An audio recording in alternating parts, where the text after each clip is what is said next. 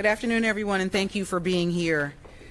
I want to thank the Manhattan District Attorney Alvin Bragg for joining us today to announce this indictment. And I want to thank our NYPD Chief of Detectives, James Essig, and his team for their work in this important case. Every day on all fronts, the NYPD is attacking gun violence. I want New Yorkers to know that we are now into our 8th consecutive week of steady declines of shootings in this city. Our gun arrests are at a 28-year high, and we've seized more than 3,000 guns since the start of this year. It is not by accident, nor do we take it for granted, and we remain focused on prevention and deterrence.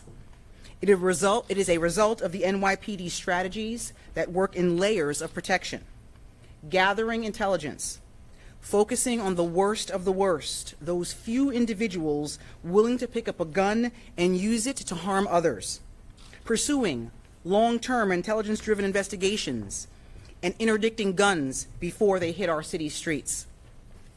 We build strong prosecutions with our partners, as we did in this case with Mr. Bragg and his team, who did great work in recent months through our effective partnership. This is the awareness New Yorkers need here at the start of summer, here in June, which is marked Gun Violence Awareness Month. This morning, I stood at the Police Academy for Medal Day to honor NYPD officers for their heroism, getting dangerous guns off our streets, and putting victims first. This is the indispensable work of your brave police, who save lives. This is the forefront of our public safety mission. This case began with intelligence in December of 2021 of guns being sold illegally around the Polo Grounds Towers, a public housing complex in Upper Manhattan, where families live and work, where they deserve peace and tranquility. This case represents results. It represents success. This case also highlights how important it is for all law enforcement partners, for all government leaders in all branches to pull in the same direction. And we will continue to do better to protect New Yorkers. I'm proud to turn it over to our partner, Manhattan District Attorney Alvin Bragg, who will describe the indictment of a man we have now stopped from trafficking guns into New York from North Carolina along the Iron Pipeline. D.A. Bragg.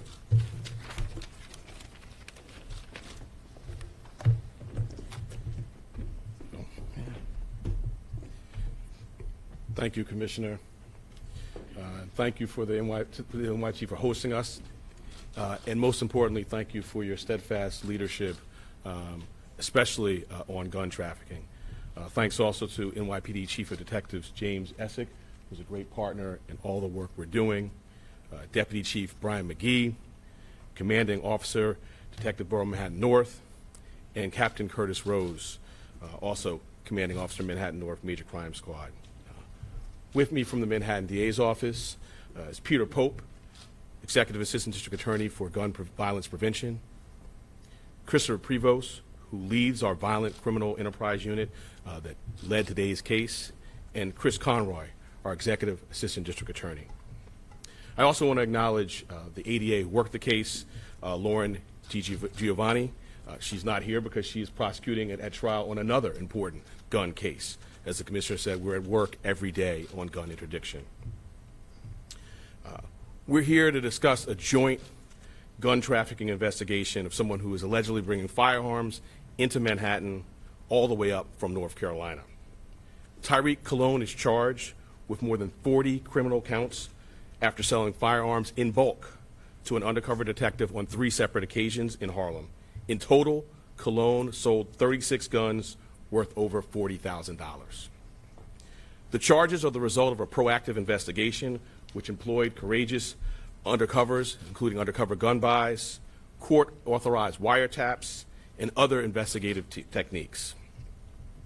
The wiretaps, along with GPS data, show that Mr. Cologne came here to Manhattan for the purpose of selling guns. We also discovered that he was recruiting people allegedly to obtain permits to purchase the firearms he was transporting to the city. In addition, we picked up conversations on the wiretap showing that he asked a friend for instructions to provide to straw purchasers to obtain the necessary permits. He also had braven conversations with an undercover agent about when he was going to bring guns up to New York City. Once in possession of the weapons, Cologne would coordinate sales both over phone and by text with the undercover detective, and then travel up to Manhattan either by car or by bus from North Carolina. The investigation ultimately caught Cologne selling a total of 36 weapons to an undercover detective, beginning in February and through April of this year. Each time, Cologne had bags full of guns and made the sales in broad daylight in the middle of bustling Manhattan. The types of guns trafficked included 34 semi-automatic pistols and 2 revolvers. When he was arrested in May, Cologne allegedly had on him 5 semi-automatic pistols and an AR-15 style assault rifle with a high-capacity magazine. I want to emphasize how swiftly action was taken here. The undercover sales took place over just a 3-month period, beginning in February, and he was arrested in May. We were up on a wire for a total of 29 days. When I first took office, I appointed Peter Pope, our first ever executive assistant district attorney for gun violence prevention, underscoring that gun interdiction is a top priority. So we stand committed in continuing to do that work. And of course, none of this is possible without our courageous law enforcement partners. I want to thank not only the leadership, as I did at the beginning, but I want to thank the great work of not just the case team in the Manhattan DA's office, but all of the detectives and all those who courageously worked on this matter. With that, I want to turn it over to Chief of Detectives, James Essex.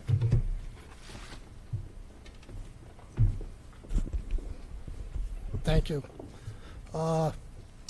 Again, just want to introduce Brian McGee, Chief of Manhattan North Detectives. Next to him is Captain Curtis Rowe, and the 2 case detectives here, Detective Scambati and Detective Santiago. And you can't forget our brave undercover officers who are out there purchasing weapons there. I'd like to thank them also.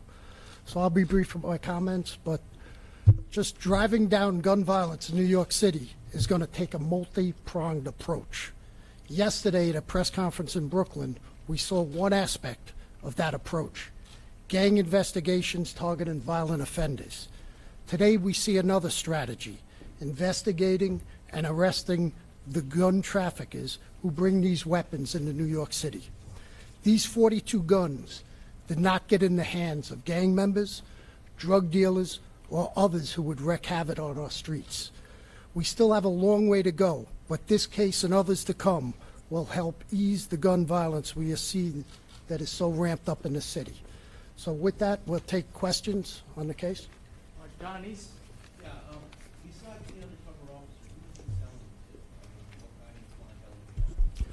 Well, we know before we got involved that he was selling guns on the street. But once we got involved, we became the exclusive buyer in terms of his guns because we didn't want these guns to hit the street. Julia Papa, 1010. Yes, could you describe how the straw purchasers, how that works? I could get in there. You know, a straw purchaser is somebody who's able to purchase guns in another state. They go in and either buy guns at a gun store, at a pawn shop, et cetera, and then they amass the guns. They give it to our trafficker who brings them up and transports them to New York. But they are buying them legally because they don't have an extensive record. James Floyd, 611. Can you talk further about the gun buys itself? The talk's so important. It's like broad daylight at a gas station, Harlem. Get some of those details, please. No, thank you for asking that question. And just to reiterate what the Commissioner and the DA and Chief Essex says, undercover work, how dangerous it is. And the undercover officer, I wish he could be here, standing here today, the bravery and how humble he is. But it would happen in broad daylight in a gas station, on a public street, 2, 3 o'clock in the afternoon. That's how brazen it is. And I just ask all of you, it's just for undercover work, if you could put yourself in their shoes and understand what it would be like to purchase at one time 21 guns. And money's exchanged, what does he think is going to happen? And of course the safety, the planning, and the executions by our case detectives. The bravery and the intelligence that was done is unbelievable. But that's how brazen it is. I live near that 1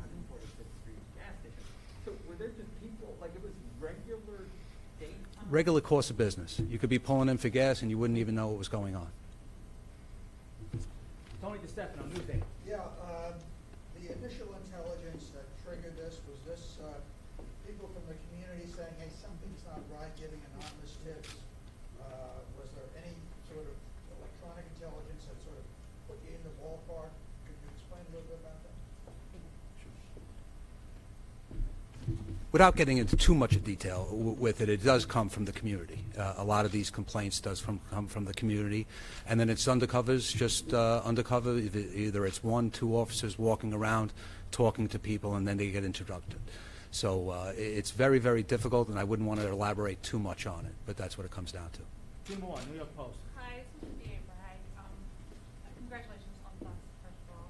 But I have to ask you, what's your response to the alleged recall of the San Francisco DA over his prosecution policies that are similar to your own, and your reaction to a survey done that shows 80% of New York City residents feel they're going to be victims of violent crime? What would you say to that? I'm focused on New York City. I'm focused on crime here and doing the kind of cases we're talking about today. To the extent I'm focused on another state, I'm focused on North Carolina, where these guns came from. I'm focused on Pennsylvania, where some of you covered this, our ghost gun case last week, where ghost gun parts were shipped to Pennsylvania to evade the SAFE Act. So I'm focused on New York City and Manhattan and the places that are flooding guns here. But even Mayor Adams said that the city is considered the laughing stock when it comes to criminal justice in our entire country. So that's about New York City. What do you say to that? As the commissioner said, we are law enforcement partners rowing in the same direction, focusing on the types of cases that we are here today to talk about, and that's what we're here today to talk about. And to the extent I'm thinking about other states and other locations, it's the ones that are sending these deadly weapons here. Thank you. Aaron? How come the guy felt so brazen? What made him think he could do these things in broad daylight or have these kinds of conversations so openly? I mean, it's just, they're brazen. So if you want to make money, and this is the way he's making money, you're going to want to be good at it. So if you're going to get multiple sales, I don't think they care of what time of day. I mean, I'm sure they're doing some counter surveillance, looking around a little bit like that. But I think it comes down to the dollar. And if you really want to make that money, you're gonna do whatever you need to do. All right, we're going to take 1 or 2 more. Mark? This is for the district attorney and for the police commissioner. I was hoping you both could talk about this concealed carry ruling that could possibly change the rules and more people could be carrying weapons. Could you talk about what kind of issues that might present for law enforcement, not just for actual policing, but even for on the prosecution side? What about that is challenging? So at this point, we're not going to speculate what the ruling is going to be when it comes down, but we are evaluating our policies and our licensing scheme to determine if we need to make any changes. But either way, if there are more guns on the street, there will be challenges, but we will address them when they come forward. Anything as far as like creating teams or getting conversations about this? Anything more like that? So we have had meetings and we'll continue to have meetings, but again, it's a little early to speculate on what the ruling would be before it comes down. All right, so last question. Tony? DA Bragg, what's the current bail status, if you know, of Mr. Tyreek Cologne? We made an application that he be remanded, and the judge remanded him.